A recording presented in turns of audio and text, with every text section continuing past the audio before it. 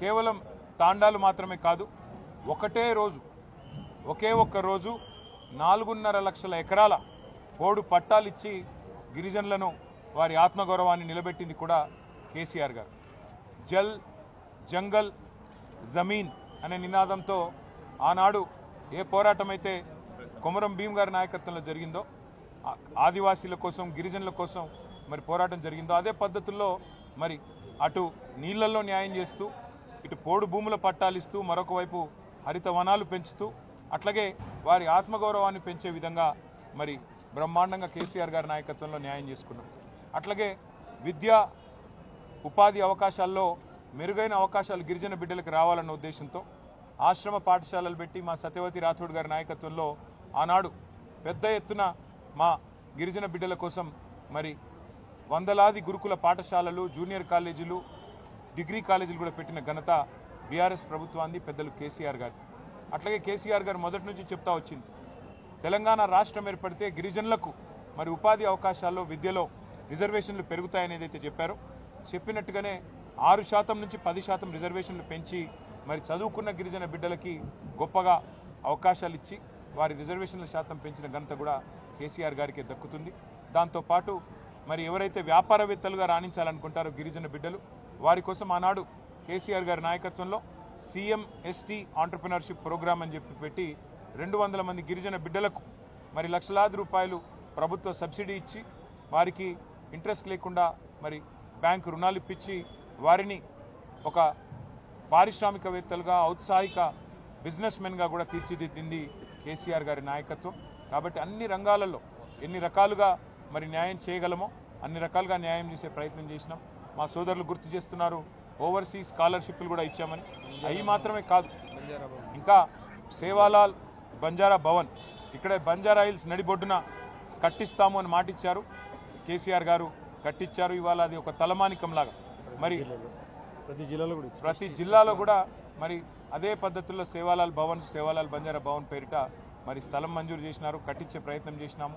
అట్లాగే హైదరాబాద్ నడిబొడ్డున బంజారా హిల్స్లో మరి ఇక్కడ బ్రహ్మాండమైన భవనాన్ని ఏర్పాటు చేసి దానికి కేసీఆర్ గారే ఇనాగ్రేషన్ కూడా చేసి గిరిజనుల ఆత్మగౌరవాన్ని నిలిపి, అట్లాగే సేవాలాల్ మహారాజ్ జయంతిని కూడా అధికారికంగా నిర్వహించడమే కాకుండా మరి బ్రహ్మాండంగా రాష్ట్ర ప్రభుత్వమే మొత్తం బాధ్యత తీసుకొని నడిపింది కేసీఆర్ గారి నాయకత్వం. ఇవన్నీ కూడా అందరికీ తెలుసు మా గిరిజన బిడ్డలకి.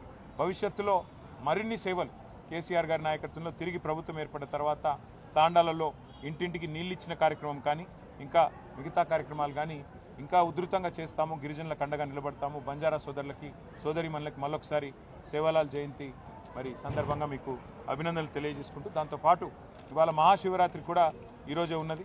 మహాశివరాత్రి సందర్భంగా కూడా మరి రాష్ట్రంలోని ప్రతి తమ్ముడికి, ప్రతి అన్నకి, ప్రతి చెల్లికి, ప్రతి అక్కకి పేరు పేరున అందరికీ మహాశివరాత్రి పర్వదిన సందర్భంగా హృదయపూర్వకంగా శుభాకాంక్షలు.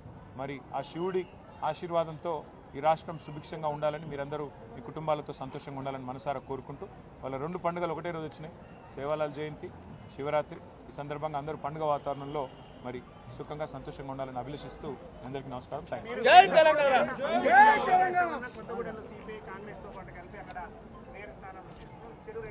ఉండొచ్చు, దానికేముంది, వాళ్ళు ఆల్రెడీ అలయన్స్లో ఉన్నారు కదా.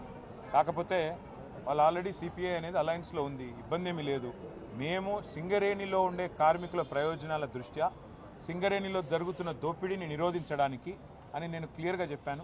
అక్కడ బీజేపీ, కాంగ్రెస్ ఇద్దరు కూడా ఇవాళ సింగరేణి దోపిడీలో భాగస్వాములై మరి వారు సింగరేణిని దోచుకుంటున్నారని చెప్పినా ఇవాళ ఏఐటీసీ లాంటి సంఘం మరి సిపిఐకి అటాచ్డ్ ఉన్నా మరి వారు ఏ కారణం చేతనో ఈ పొత్తు కొప్పుకున్నట్టున్నారు. మరి వారి మీద ఏ మొత్తులు పనిచేసే నాకు తెలియదు కానీ, బట్ ఒకటి మాత్రం పక్కా, ఎవరు కలిసి వచ్చినా కలిసి రాకపోయినా సింగరేణి సంస్థ ప్రయోజనాల కోసం, సింగరేణి కార్మికుల కోసం గతంలో ఎట్లా కొట్లాడామో, గతంలో వారితో ఎట్లా ఉన్నామో భవిష్యత్తులో కూడా అట్లాగే ఉంటుంది.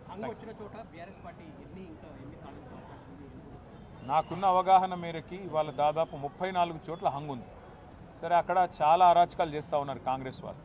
మా కార్పొరేటర్లు, కౌన్సిలర్లను ఎత్తుకొని పోవడం, ప్రలోభ పెట్టడం, పోలీసులను ఇంటింటికి పంపడం, గుండాలను పంపడం, రకరకాల కార్యక్రమాలు చేస్తున్నారు. మాకు ఇంకోటి ఇప్పుడు ఎక్స్ అఫిషియో ఓటు విషయంలో కూడా స్పష్టత రాలేదు. మరి చూద్దాం, మాకు కూడా ఇంకా వస్తున్న ట్రెండ్స్ అవి చూస్తూ ఉంటే ఇంకా కొన్ని మున్సిపాలిటీలు మా ఖాతాలో పడతాయి. ఇప్పటికే 17 క్లియర్గా ఉన్నాయి, ఇంకా దాదాపు ఒక 10-12 రావచ్చు అనేది మా అంచనా. చూడాలి రేపు ఏమవుతుంది, ఎందుకంటే అధికార పార్టీ అరాచకాలు, అధికార పార్టీ ప్రలోభాలు, అధికార పార్టీ యొక్క ఒత్తిళ్లు ఇవన్నీ తట్టుకొని మరి మా కౌన్సిలర్లు, మా కార్పొరేటర్లు పాపం వీరోచితంగా కొట్లాడుతున్నారు. చూడాలి రేపు ఏమవుతుంది అనేది చూడాలి. Thank you. జై తెలంగాణ.